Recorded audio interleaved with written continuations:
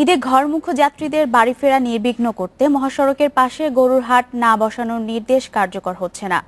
ঢাকা চট্টগ্রাম, ঢাকা টাঙ্গাইল, ঢাকা ময়মনসিংহ মহাসড়কের পাশে বহু জায়গায় এরই মধ্যে শুরু হয়েছে হাট।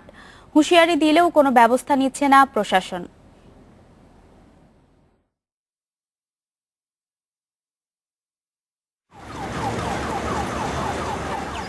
গাজীপুরের নাওজোর এলাকার এই পশুর হাটের কারণে এখনই ঢাকা টাঙ্গাইল মহাসড়কে যান চলাচল ব্যাহত হচ্ছে নানাভাবে। হাট পুরোপুরি চালু হলে ঈদে ঘরমুখ যাত্রীদের কি হবে তা নিয়ে আছে উৎকণ্ঠা। একই মহাসড়কের মৌচাক এবং কোনাবাড়িতেও পশুর হাট করা হয়েছে একেবারে সড়ক ঘেঁষে। মহাসড়কের পাশে এসব হাট বসানো নিষিদ্ধ হলেও জেলা প্রশাসন এবং সিটি কর্পোরেশন ঠিকই হাট বসানোর অনুমোদন দিয়েছে। গরুর হাট মিললে প্রচুর যানজট হয়, এতে ঘরমুখী মানুষ ফিরতে খুব কষ্ট হয়, সারাদিন জামে পড়ে থাকতে হয়। রাস্তায় জামে লিগে আমরা চলাচল করতে অসুবিধা হয় আমাদের, রাস্তার থেকে দূরে আমরা গরুর হাট। সড়কের পাশে পশুর হাট বসানোর প্রতিবাদে সম্প্রতি মহাসড়ক অবরোধ করে বিক্ষোভও করেছে এলাকাবাসী। পশুর বাজার বসবে না, এটি অত্যন্ত পরিষ্কার।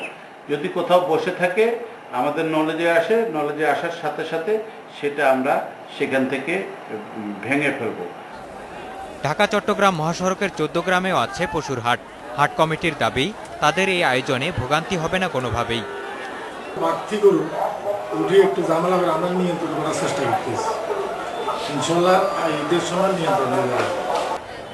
তবে প্রশাসন বলছে হাট বসাতে হবে মহাসড়ক থেকে অন্তত 40 ফুট দূরে, নইলে ব্যবস্থা নেবে তারা। স্থায়ী হাট মহাসড়কের পাশে আছে, তাদেরকে ইতিমধ্যে প্রশাসনিকভাবে মূল রাস্তা থেকে 40 ফুট দূরে যে স্থায়ী হাট বসানোর জন্য নির্দেশনা প্রদান করা হয়েছে। তবে প্রশাসনের এমন হুঁশিয়ারি কাজে আসছে না। 42টি স্থায়ী এবং 363টি অস্থায়ী সরকারি হাটের পাশাপাশি অনুমোদনহীন অনেক হাট এরই মধ্যে বসে গেছে সড়ক ঘেঁষে।